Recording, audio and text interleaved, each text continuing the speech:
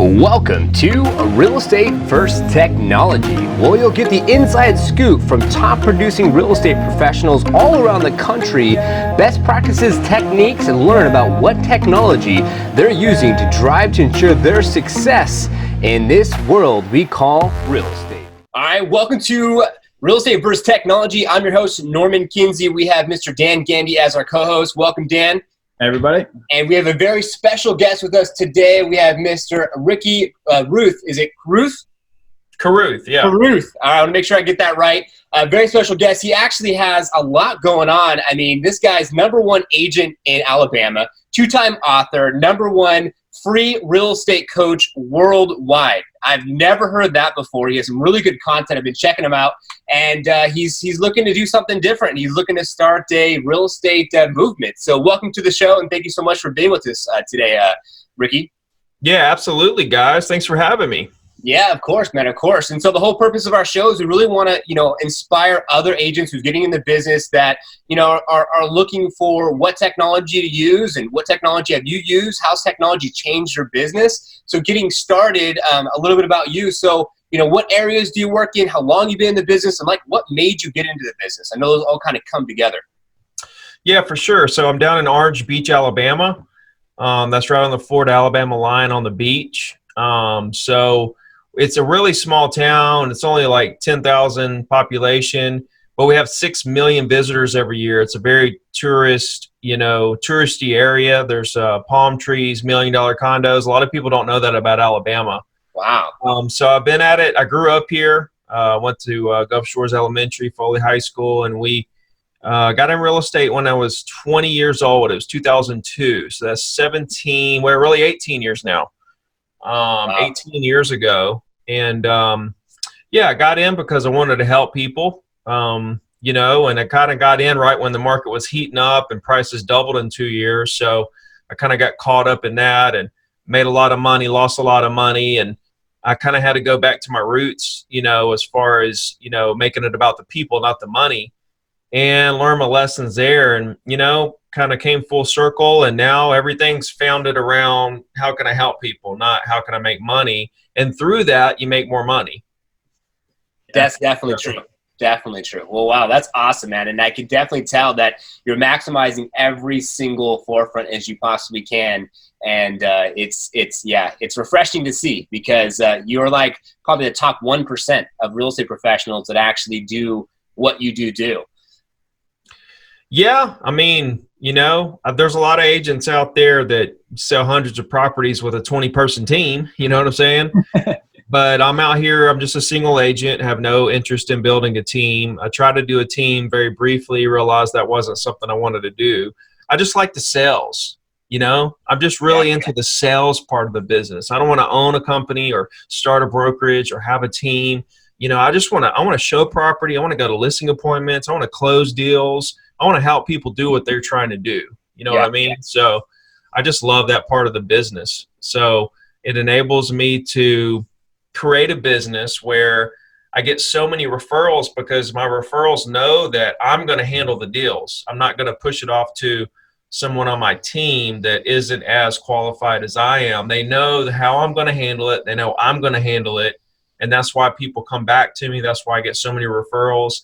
And it's really put me in a position where I can close 100 deals a year as a single agent in kind of an automatic way. You know what I mean? So I think the biggest thing when you see a single agent doing 100 deals like me is it's not that, I'm able to make X amount of phone calls and get this many deals out of it. It's the snowball and momentum of the business I've built into this monster of a referral based business. You know what I mean? Yeah. So I believe very strongly that the how you exponentially grow is by spending time on both your new clients and your past clients. New clients you never talked to before, adding them to your list of people that you have talked to before, growing that sphere. And if you do that every year, a lot of people only do one or the other. They only work on new clients, or they only work on past clients. They don't really do both. And if you can do both, then you can exponentially grow, because you're continuing the relationships with your past clients while creating new relationships to maintain.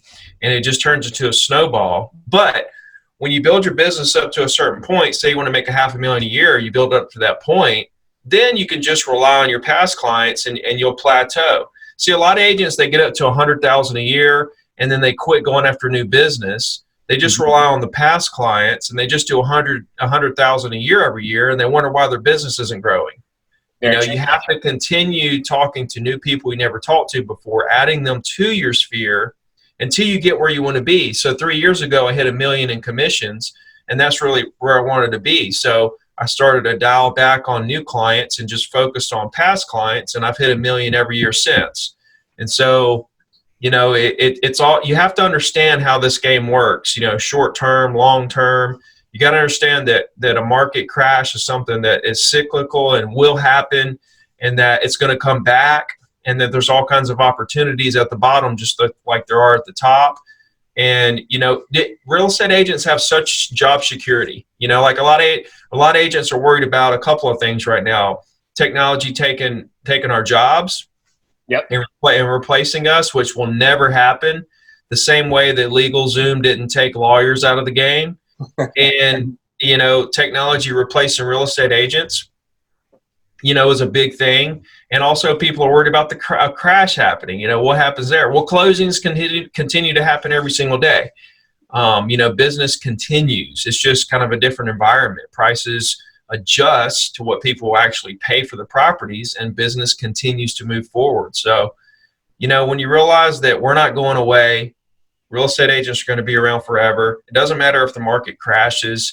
You know, there's just so much job security and opportunity in the business. I think what a lot of agents feel like they're at war with Zillow or Redfin or, you know, the market or, you know, competitors. And really the only thing you're at war at is yourself, you know, and the beliefs behind understanding what I'm saying, that competition doesn't exist. There's more relationships in every market than you can ever get to.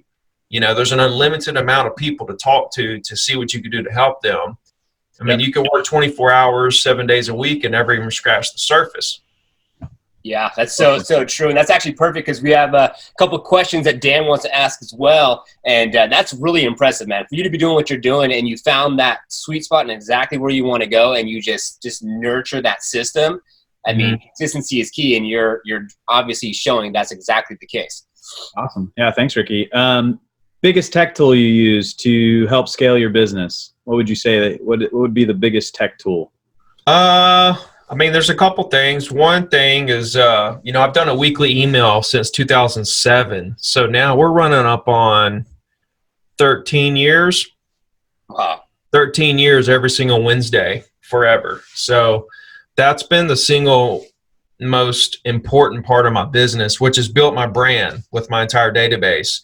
You know, I could have showed somebody property, you know, 6 years ago, they didn't buy anything. A lot of people just let that kind of slip through the cracks. Well, they're getting this email from me every single week, and it's original content. That's the biggest thing too, I think, about, you know, marketing, is that people want original content. You know, they want original, consistent content. And a lot of people are doing generic drip campaigns, you know, a lot of this stuff. It's just, that stuff doesn't work. People know that it's automated drip stuff, and it's got to be original. It's got to come out of your brain. It's got to be have a little bit of your personality in there. It's got to be something you think, you know. You have to put a little time into this stuff. You know, none of this stuff is easy. None of it's automatic, you know. If you get out what you put into it, and if you'll spend time to create original content that people like, you know, they're going to open up that email every week. It gives them a reason to open it up. So the email's been a big thing for me. I use Constant Contacts to do that. And then I think the single most invaluable piece of technology for real estate agents that ever came to be is these automatic dialers. These automatic dialers, you know, like RedX and Mojo. You know, you can literally click a couple buttons and find thousands of phone numbers, and then click another button and just start dialing those numbers. And then if you know, get buyer leads, which I strongly advise against, because you're paying hundreds of dollars for a random person in your market's contact information you could have met at a gas station, you know, whereas Mojo and RedX, you're paying just a couple cents for targeted property owners' contact information. But if you do have this long list of buyers that you used to buy leads, or you just have this list of random people in your market, you can download that list into these dialers and dial those numbers, and it's just, it's through your computer. You click dial and it just starts going through the list. You don't dial the numbers by finger. It's just like da da da da da. Dude, when I was coming up, it would take me 8 hours to look up 100 numbers, copying and pasting addresses. Jeez. And then 8 hours to find 100 numbers. And then it would take me another 8 hours to dial those numbers with my finger. And it was horrible data. Nowadays, you click a couple buttons and you get thousands of numbers within a second. And it's really good data. It's cell phone numbers and stuff. And you click another button and start dialing them, and you can call 150 within 2 hours, where it was taking me like 16 hours to look up and call 100. You literally do things 10 times faster in terms of communication. And for me, one reason why technology won't replace agents, what I was talking about earlier, is this voice-to-voice. Like the voice-to-voice consultation between agent and client is something that technology can't replace. And I think one thing new agents coming in the business need to realize is that, you grew up with technology and it's all great and you know how to get in front of people and you're a good marketer and stuff like that. But if you can't talk to people, you're not going to make it in this business, because that's the X factor for real estate agents and why we're not going to be replaced by machines. So you got to mix the technology and all this digital marketing with this voice to voice. When you combine those two, then you build a really big business. You know what I mean? So interesting. How do you feel about, not to go too off topic, I know we're getting close to the end of the show here, time-wise, how do you feel about how they say 90% of the business is done by 10% of the real estate professionals? And do you think technology will play into that? Well, we'll see maybe a shift of not so many agents actually in the market. How do you feel about that? That I think technology will replace some of the agents, you mean? Yeah, just to automate some of the process for those people that are trying to do like Open Door, right? Just something that's automated, simple. It's big in like Arizona, Texas and those states. If you look at the business that Open Door and Redfin and all these companies are doing, it's very small percentage of market share, very extremely small. They're never going to take it all, because there's always going to be people who have to talk to, like they have to have somebody in their corner. A lot of this Open Door, Redfin, they have like people working by the hour, where it's like, there's like 7 people through the process, and like the right hand doesn't know what the left hand's doing, and there's all kinds of go to the reviews, look at the customer reviews of these companies, and you'll see that it's horrible, the customer service. And if you can't give somebody, they're trying to disrupt the industry. Yep. They're trying to figure out a way to replace real estate agents so they can make all the money. But see, by them trying to squeeze out, what they're doing is they're sacrificing money for service. And it's just something that's never going to happen. They're never going to be able to siphon out the money and still maintain that level of service that an agent like myself would give, where I'm with the client every step of the way. I'm making sure everything goes good. I've been in all the different situations. I can help them through. Yeah. So I do believe that there's going to be a group of agents that want to work by the hour. They want to show houses and get paid by the hour to show houses and stuff. And those agents will work for the Open Doors and the Redfins and all those companies. If those companies make it, they're losing tons of money right now. I don't know if they'll ever be profitable. See, that's the next thing.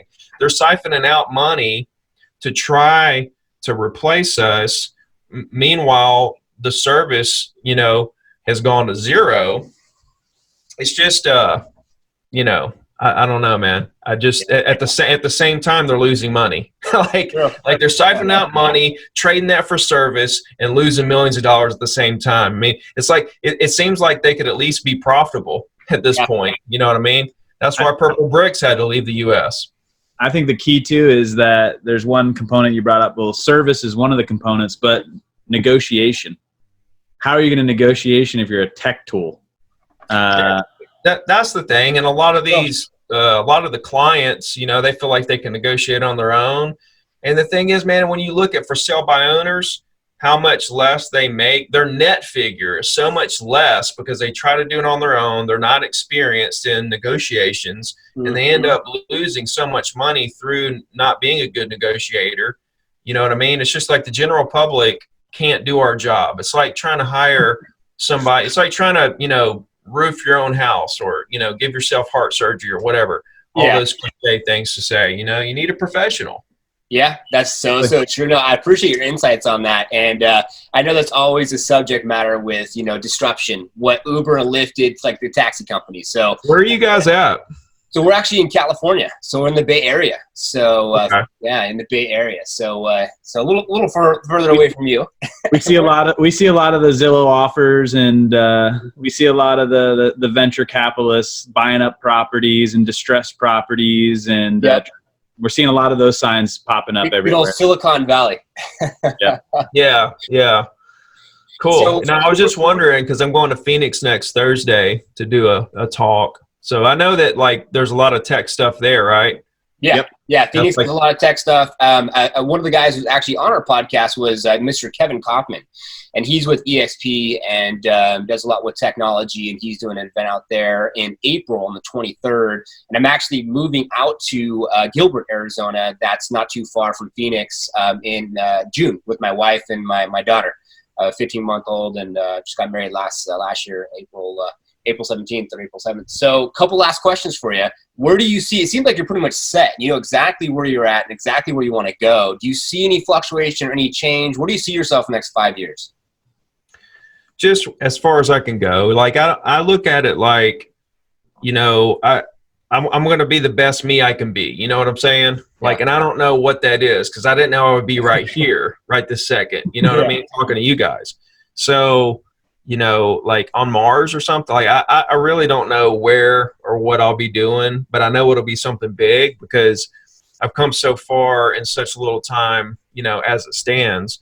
But as far as just goals go, I just want to continue my real estate business to keep, doing that mill a year, 100 deals a year. Yep. And if I wake up, December 31st and I only do a $500,000, I'm okay with that, because I know I put every little ounce of energy I had into that $500,000, and that was the best that was the best result that could have came out. I couldn't have done any more physically or mentally. So I just want to do as much as I can and try to focus on my day to day. You know what I mean? And just continue building the coaching business, That's awesome. That's awesome. Mm-hmm. Yeah. I think, one last question from me is, number one tip you give a new agent just getting into the business? I think for new agents, the biggest thing is to be confident. A lot of them are worried about, what do you say when somebody asks how many properties you sold, or what if I don't know the answer to this or that? You'll never know all the answers. I get asked questions all the time from clients that I don't know the answer to. So it's okay not to know and to go find the answer and bring it back to the client. It's okay to wing it. It's okay to. The thing is when you're treating that client like they're a friend or family member, then they understand, they're okay with whatever happens. They know that you're looking out for their best interest. You're a good person. Your intentions are there. You should just stand behind your intentions and let that overcome any fears that you have of making calls or talking to new people or showing property or, sounding dumb. Let your intentions that you're there to actually help someone kind of overshadow any fears that you have. And when somebody asks you how many properties you sold, you look at them straight in the eye and say, I haven't sold any. And that's why you want me as your agent, because I'm going to spend first. Well, I'm going to spend every single waking hour on just your deal, because I don't have any other deals going on.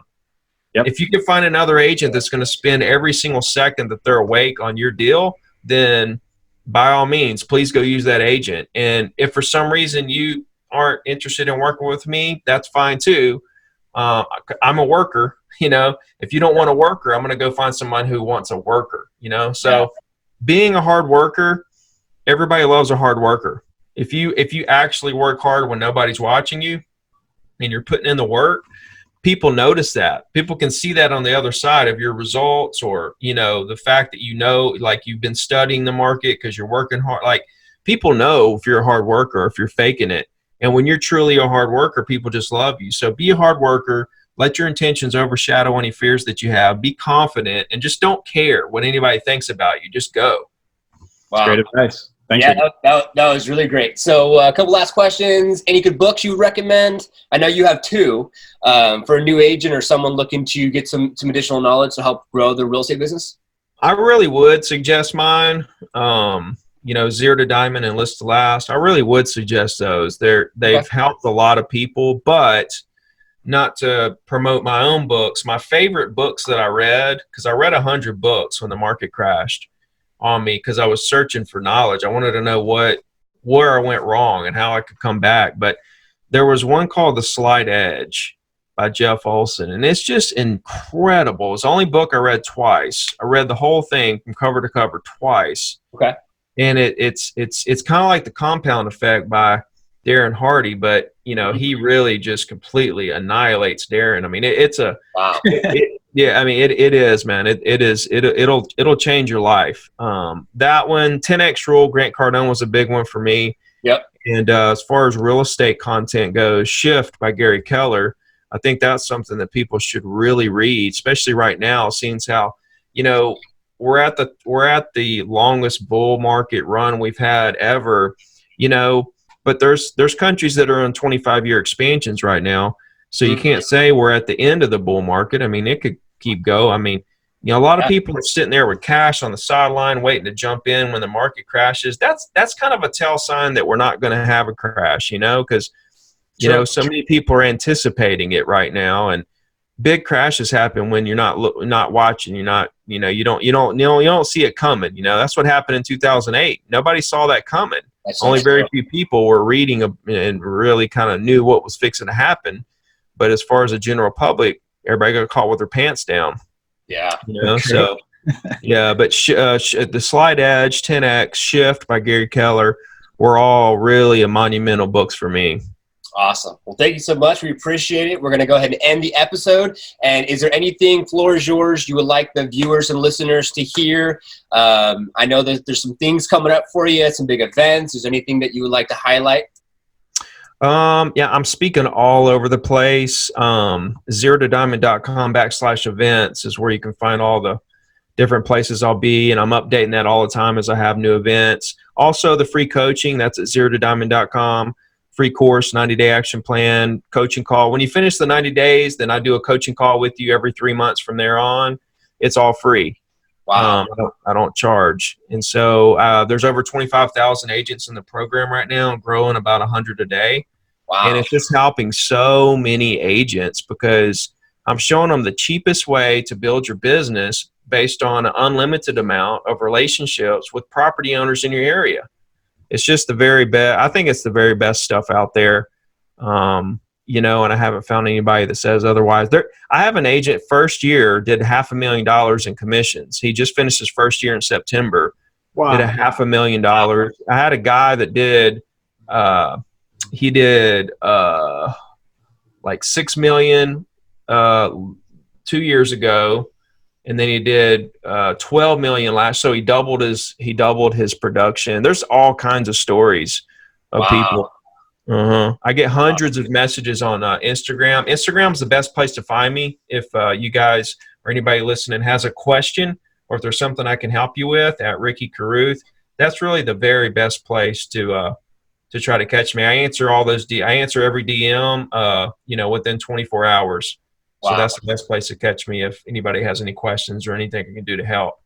Wow. Well, Ricky, our hats off to you, man. I mean, it's pretty amazing you don't have a team and all the things that you're doing to help, to give back, to support. I mean, you got back. We DM'd you on Instagram, ourselves, and you got back to us within 24 hours. And so that was pretty awesome. So we really appreciate you being on our show. Definitely going to add to our episodes. And thank you everyone for listening and tuning in for today's podcast. Be sure to subscribe to our podcast, like the episode, and join our Facebook group page. We'd love to have you a part of our family. And until the next one, take care and have a good rest of your day.